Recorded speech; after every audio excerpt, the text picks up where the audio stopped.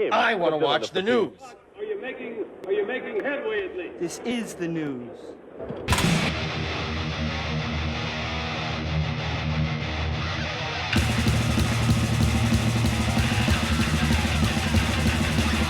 Schmack-a-magob, everybody, it's time for the only news that matters. And Eric Carr, man, God bless Eric Carr. Do we miss Eric Carr or what? He was amazing, man. And toward the end of his life, him and Paul Stanley weren't speaking to each other. And I believe they cut his drum solo on the Hot in the Shade tour. I got lucky because he had a drum solo when I saw the Hot in the Shade tour. And I'm telling you, man, to me, Eric Carr was the highlight of all the times I saw Kiss with Eric Carr. I'd say probably the exception would be the Creatures tour. I think all four were on fire on the Creatures tour. That was the best time I ever saw Kiss. Amazing. Amazing. But, you know, after that, all the drum solos were cool. He was incorporating different stuff, like, you know, little sounds, and he would sample, like, We Don't Get Fooled Again and stuff like that. He was awesome. Eric Carr was fucking awesome, right?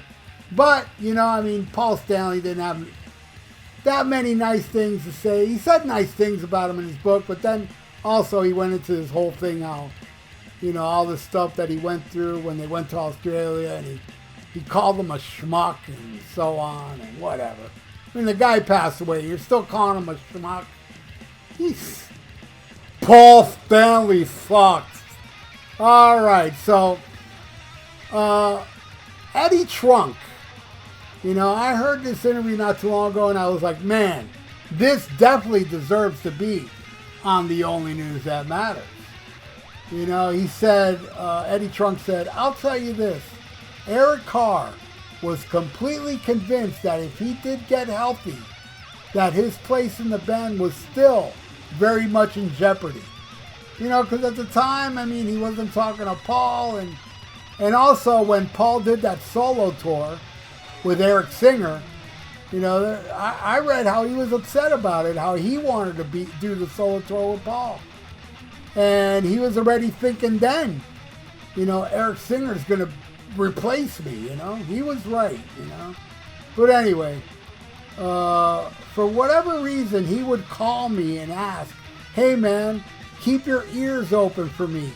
Let me know if you hear of any gigs. I hear that Whitesnake may be looking for somebody. Let me know. And I'd be like, Eric, are you crazy? Stop worrying about this shit. First is your health, you know? Then you're healthy, your gig will be there. There's no way fans would allow it, he said. No, man. Yeah, you know, I mean, when does really Kiss care about fans? Seriously. You know, anyway, he said, no, man, I think it's over. And he was fully aware of Eric Singer.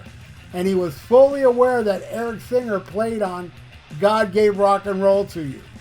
He was fully aware that Eric Singer was being groomed as his successor, which was another thing that made him so uncomfortable, you know, at the time. And then, you know, he was sick.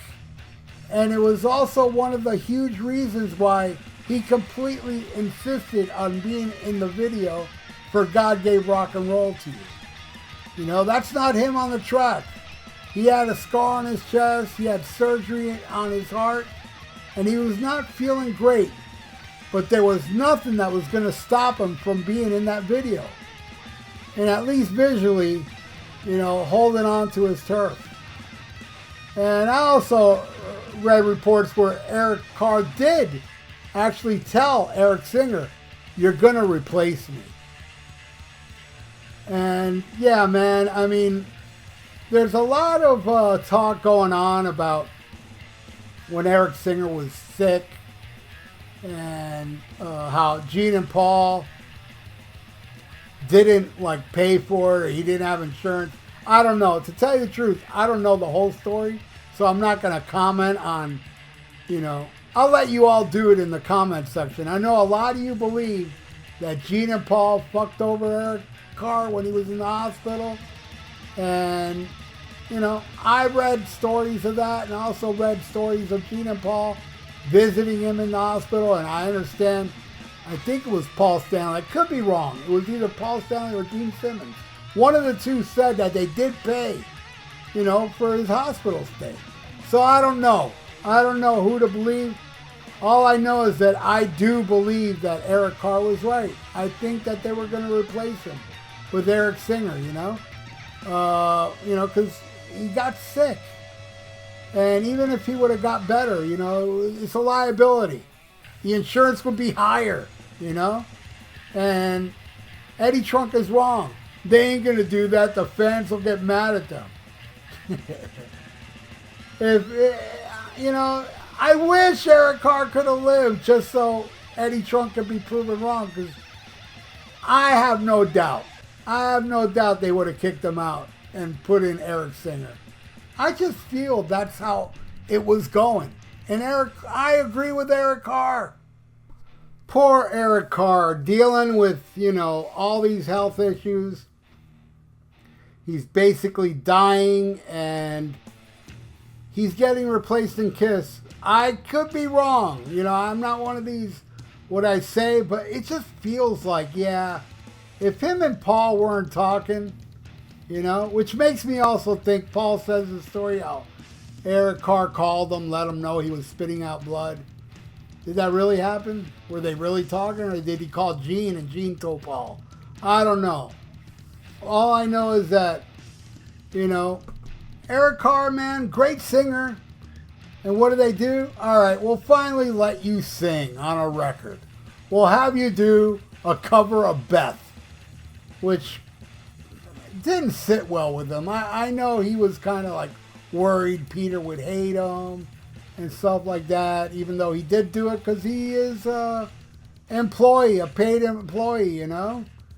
And then they had him do Little Caesar, which is a good song. I actually like that song, and it's in a crappy album, but, you know. But then again, you know, I do have Eric Carr's, thanks to my great friend out there, Mr. D. Mr. D got me the vinyl, the record store day thing. And yeah, I'm not too crazy about those songs on there, but hey, man, those were demos. He didn't, really want it to be released. And he was into Metallica and stuff like that. So I think Eric Carr could have done something badass out of Kiss, you know. But we'll never know, man. All I know is that, you know, he was a major talent. He kicked Kiss in the ass. Creatures of the Night, one of the greatest drum performances all over that album. And he was awesome, man. Yeah, he sped up a lot of the Kiss songs in the 80s, which makes you think, was it him or did they tell him to speed it up? I don't know. All I know is that guy's drum solos were the best. The guy was majorly talented, man. I love Eric Carr, man. And, you know, Eric Singer's awesome, too. You know, yeah, he turned out to be the copycat Cheater Chris, but... And then, you know, when he became the copycat, he had to dumb down his playing. He's so much better of a drummer than what you saw in Kiss toward the end, because during Revenge, he was great. And, man, I love his drumming on Carnival of Souls. Like that song, Rain and Hate, Masters and Slaves.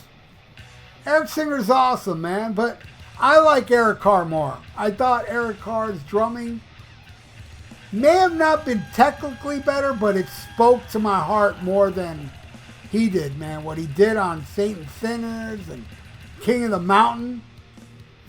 Eric Carr was awesome, man. And he is missed, man. It also sucks that he died on the same day as Freddie Mercury, where Freddie got all the press and he didn't. But I don't forget, and I know a lot of Kiss Army members out there don't forget the great Eric Carr. He saved Kiss, man. Everybody, oh, Paul Stanley saved Kiss. Hey, Eric Carr was right there with him, saving Kiss, you know? Since 1980, he never left Kiss, and he kicked ass his whole tenure. You know? Even on crazy nights, I guess. I don't know. Horrible album. Hot in the Shade won't nothing to sleeve that either. But I would have loved to seen Eric Carr do like a revenge type album. You know, back to Lick It Up and Creature of the Night. Those are the best Kiss albums up to that point. I don't think those two albums were ever topped. You know, that's Kiss at their height right there. You know, I mean, not their popularity height, because that goes to 77, 78, but musically, those two albums rip. So what do you all think, man? Leave it in the comments below. Poor Eric Carr, man.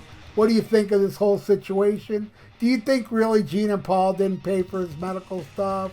Or do you think they did? Or whatever. All I know is they didn't treat him well, man. He should have been treated with so much more respect for saving Kiss in the 80s. So thanks again, everybody, for watching. Please subscribe to my channel if you haven't. Ring that little notification bell. And like the video, because it's good for the YouTube algorithms. So stay frosty like Eric Carr. Listen to Lick It Up and Creatures of the Night for Eric Carr. And smack 'em a gob. Farewell and adieu to you fair Spanish ladies. Farewell and adieu, you ladies of Spain. For we've received orders for to sail back to Boston, and so never more shall we see you again.